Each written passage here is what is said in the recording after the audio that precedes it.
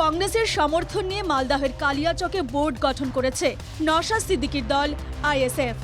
দুদিন আগে প্রায় 3.5 লাখ টাকা ব্যয়ে তৈরি একটি জলের ট্যাঙ্ক উদ্বোধন করা হয়, কিন্তু উদ্বোধনের দুদিন পর রবিবার রাতে জলের ট্যাঙ্কের নিচের অংশটি হুড়মুড়িয়ে ভেঙে পড়ে। এই ঘটনায় স্থানীয় বাসিন্দাদের মধ্যে চরম ক্ষোভ দেখা দিয়েছে।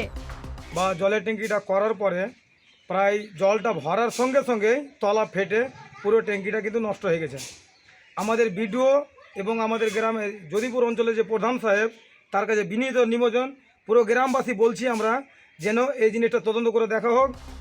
স্থানীয় তৃণমূল নেতৃত্ব এই ঘটনায় আইএসএফ পঞ্চায়েত প্রধানের বিরুদ্ধে দুর্নীতি ও কাটমানি নেওয়ার অভিযোগ করেছে।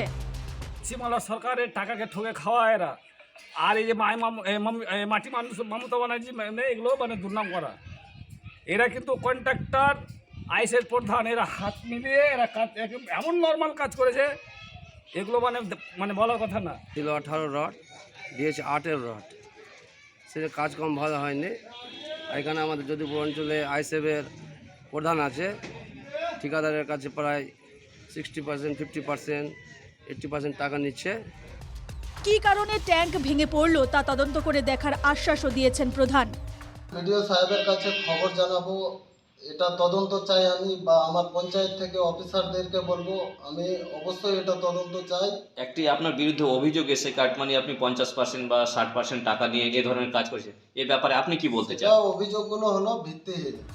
উদ্বোধনের দুদিন পরেই পানীয় জলের ট্যাঙ্ক ভেঙে পড়ার ঘটনায় উঠেছে একাধিক প্রশ্ন।